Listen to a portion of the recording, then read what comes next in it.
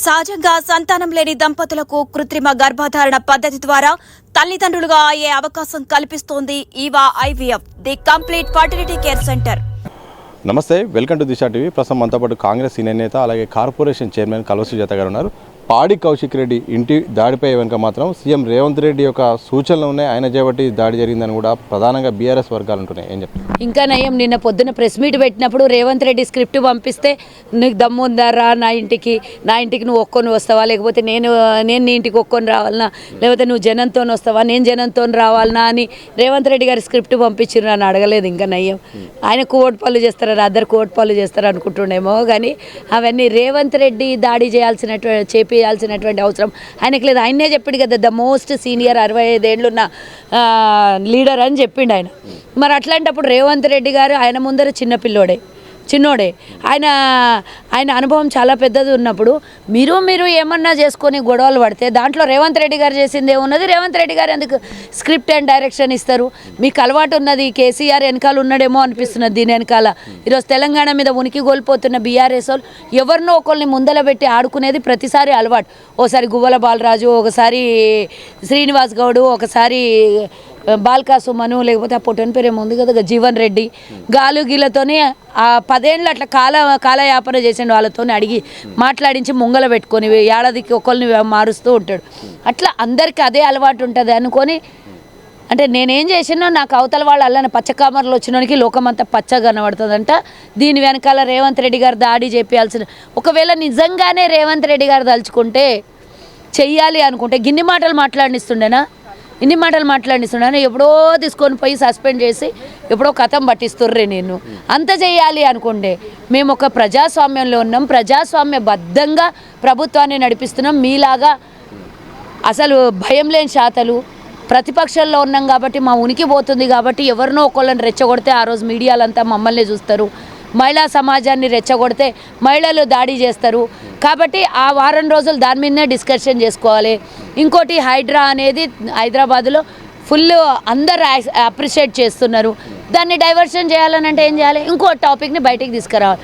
అట్లా KCR topic డైవర్షన్లో number 1 కాబట్టి కాంగ్రెస్ ప్రభుత్వం మీద రేవంత్ రెడ్డి గారి మీద ఏడ్చే అలవాటు వాళ్ళకు ఉన్నది. కొత్తగా ఏమున్నది? అనుకోకపోతేనే కొత్తగా, అనుకుంటే కొత్తగా ఏమున్నది? నన్ను చంపడానికి ఒక కుట్ర జరిగింది, అందుకోసం నిన్న చెప్పలేదు. అయితే కుట్ర జరిగింది. ఇదే నేపథ్యంలో నిన్న అంతసేపు ఒక ఎమ్మెల్యే వచ్చిండు, ఇంటి దగ్గరికి వచ్చే వరకు పోలీసులు కావాలని దూరంగా ఉన్నారు.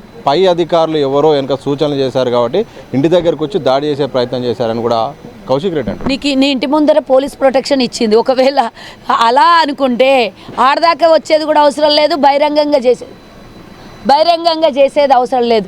డైరెక్ట్ లోపల ఇన్స్ట్రక్షన్స్ అయితే బహిరంగంగా వచ్చి పబ్లిక్గా ఎవరైనా దాడి చేపించి చంపే ఉద్దేశం ఉంటే పబ్లిక్గా చేపిస్తారు. ఎవడన్నా మనము సినిమాలలో ఎన్నో చూస్తాం కదా, చేసేవాళ్ళు ఉంటే ఇండైరెక్ట్ లోపల నుంచి చేస్తారు. చేసేవాళ్ళు ఎవరైనా పబ్లిక్లోకి వచ్చి చేస్తారా?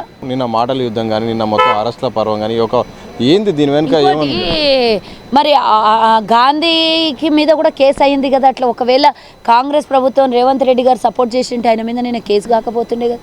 కేసు మీరు పెట్టిర్రు, కేసు తీసుకున్నారు కదా.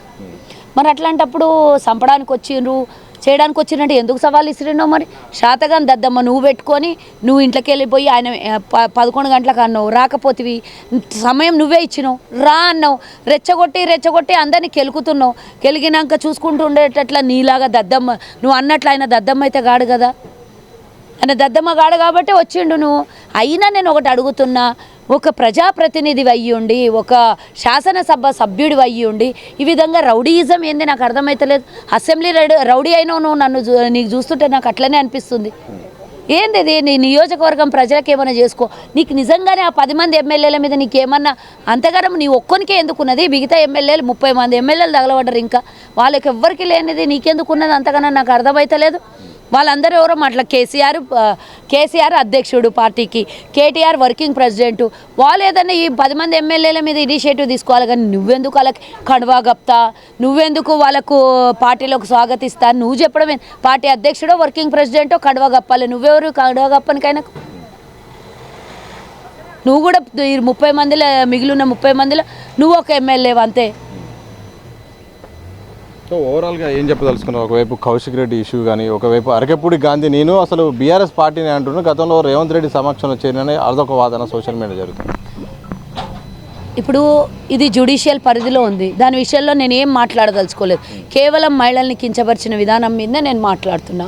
నిన్న దాడి మీద ఒకటి ఇటు మళ్ళా ఇన్నేళ్ల తర్వాత మళ్ళీ ఆంధ్ర తెలంగాణ సెంటిమెంట్ రుద్ది మళ్ళీ ఈ ఫ్రాక్షనిజం చేద్దామనుకుంటుండా, ఏం చేద్దామనుకుంటుండు, లోపల ఏదో ఇంటెన్షన్ ఉన్నది కాబట్టే ఏదో చేస్తున్నాడు కౌశిక్ అని నాకు అనిపిస్తుంది. ఎక్కడనో ఏదో కొడుతుంది, నాకు ఎక్కడనో ఏదో తగులుతుంది, ఏదో చెయ్యాలి, ఏమో చెయ్యాలి అనే ఒక ఆలోచనతో ఉన్నాడేమో అనిపిస్తుంది నాకైతే. ఓకే ఓకే మొత్తంగా ఏదో చేయాలన్న ఒక ఉద్దేశంతోనే కౌశిక్ రెడ్డి ఇలాంటి వ్యాఖ్యలు చేస్తున్నారు. మరోవైపు రాష్ట్రంలో కాంగ్రెస్ పాలన చేస్తుంటే ఒక మంచి పనులు చేస్తుంటే దాన్ని డైవర్ట్ చేయడానికి ఈ యొక్క అంశాన్ని ఫిరాయింపుల అంశాన్ని అలాగే అరికపూడి గాంధీని రెచ్చగొట్టి ఇలాంటి యాక్టివిటీలు చేసి శాంతి భద్రతలు నెలకొన్నాయి, శాంతి భద్రత సరైన లేదనే ఒక చర్యను బయట తీసుకురావడానికి బీఆర్ఎస్ నాడుతున్న ఒక నాటకం కానీ ప్రజలందరూ కూడా తప్పకుండా గమనిస్తున్నారు.